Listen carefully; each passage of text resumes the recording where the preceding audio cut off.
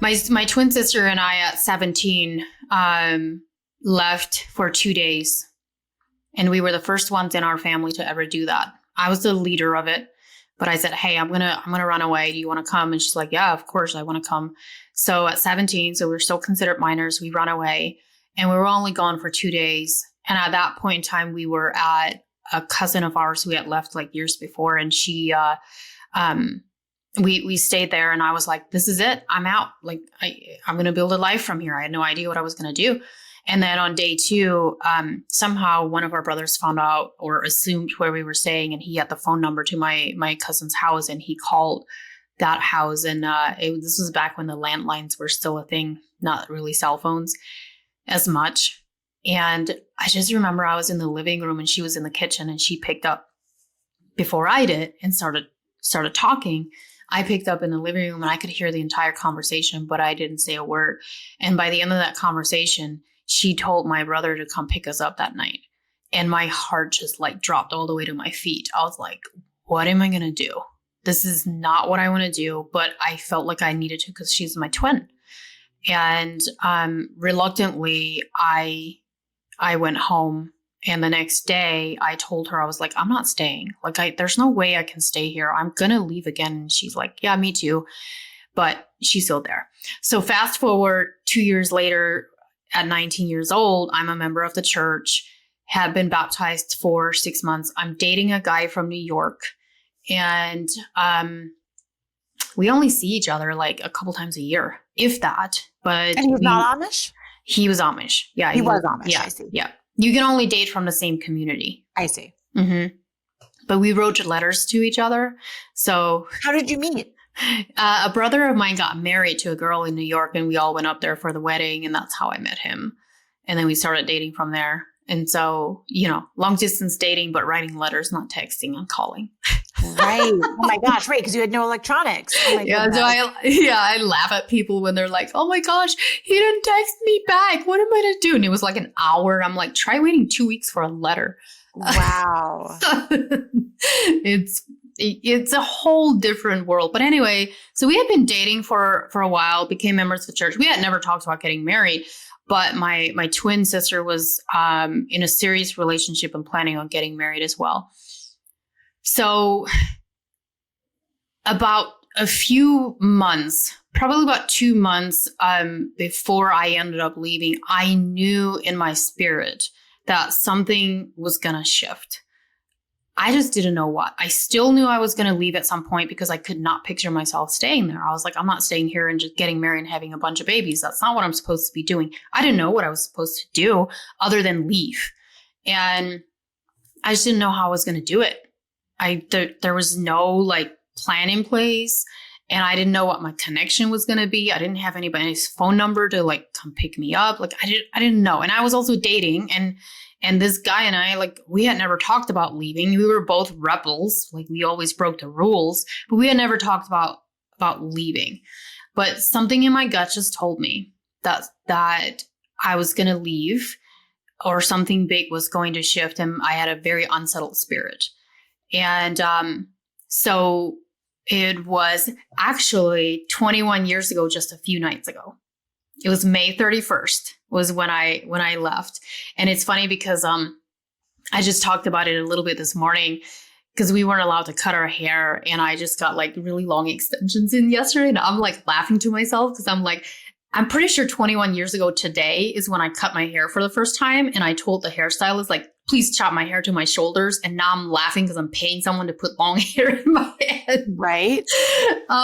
It's funny in retrospect when you think about it. But going to that day when I decided to leave, I did not know that I was going to leave until the day off when I left. So I was working at my oldest sister's house. She just had a baby. She was getting ready for church, and I was there as a hired maid. So I wasn't even at home where I grew up.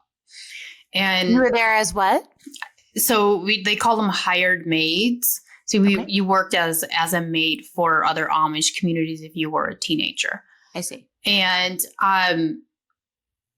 it was my turn to go deliver a letter in the mailbox for my boyfriend. So I had to walk up this massive hill to get to the mailbox, which is away from the house, which was nice.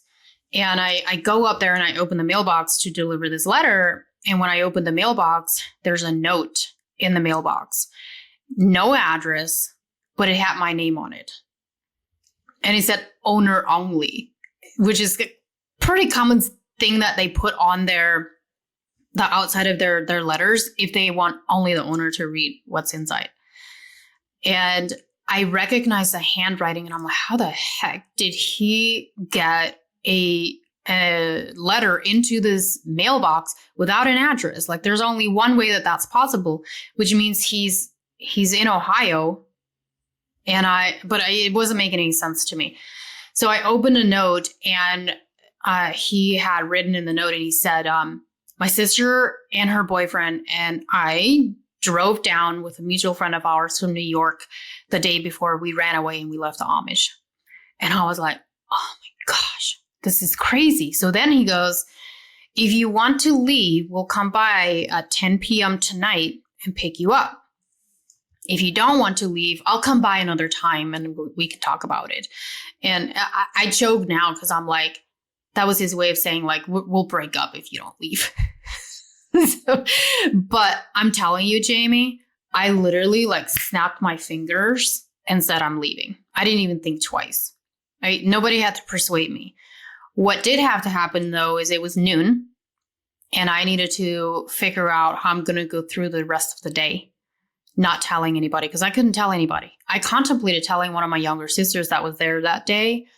But I didn't, because I was like, if I tell anybody, there's a very high chance that someone will find out and they'll, try to stop me. So I didn't tell anybody. I had to sit right after that. I had to sit at the lunch table with everybody and I couldn't eat. Like, I could barely eat. And then I waited all day.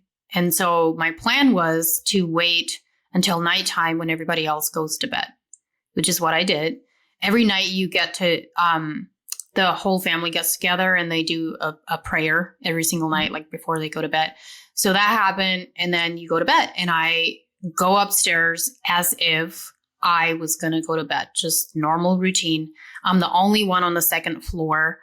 So I remember I like walked into the room, and as soon as I walked into the room, I like ripped the covering off my head. I'm like, I'm getting rid of this thing. I wish I brought it with me now, but I left it there, and I let my hair down. And then I wrote a note for my family, and I just said, this has nothing to do with anybody here, but I have to go. And when I look back at what I wrote on the note, I'm like, wow, like I wanted them to know that it was me. Like this was my decision. It's nobody else's fault, because I knew my mom was going to have a really hard time with it. But that's what I wrote. And then I had a flashlight and a couple little souvenirs and $20. That was it. I really wasn't supposed to have the $20, but I had it. I put that in my pocket. And then instead of just going downstairs as if I had to go to the outhouse, because I was like, somebody's going to know, so I can't do that. I went over to the window and I opened the window and I was going to crawl out onto the roof to jump off this roof, which is like 15 feet. And I opened the window and there's a porch underneath and the dog starts barking. And he just would not stop. And I was like, now they know that there's something going on. And I'm because in your head, you're thinking like they're reading your mind. And eventually my brother-in-law opens the door and yells at the dog to like, shut up. And the dog like runs away down to the barn. And I was like, to this day, my brother-in-law doesn't know that he like helped me. So there's no more dog. And at the same time, my boyfriend is up on the hill flashing a flashlight, letting me know that they're up there. So I like flash back, but I have to do it very discreetly. And so I knew they were there. I climbed out onto the roof, and I'm not kidding, Jamie, I sat on that roof for 30 minutes at least, contemplating how I'm going to, first of all, jump off the roof without breaking a bone and then looking like the biggest fool ever. If I break a bone, I'm going to be stuck there forever. I'll end up in the hospital with a broken leg, and then the entire community is going to be like, yeah, that's what you get for trying to run away. Like, that's all going through my head. At the same time, I'm also remembering that my twin sister is going to get married 6 months later. And I knew that if I leave at that point in time, I'm not going to be at her wedding, which is a pretty big deal because we were pretty close. And I contemplated staying for 6 months before then leaving. But my gut told me that if I don't leave then, I'm never going to leave, because they're going to find out that my boyfriend left, and then they're going to be watching me like a hawk. Like, she's going to probably leave too. And so I had to decide at that point in time when I was sitting on that roof, I had to decide what I need to let go of. And what I had to let go of, like, that roof now is the most teachable and the most pivotal moment in my life.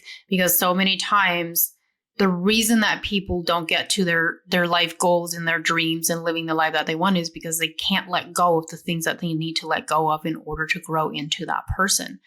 And so I'm not saying that you have to jump off a roof, but when I was sitting there, I had to make a decision what I'm willing to let go of that's holding me back from walking into the life that I'm meant to walk into.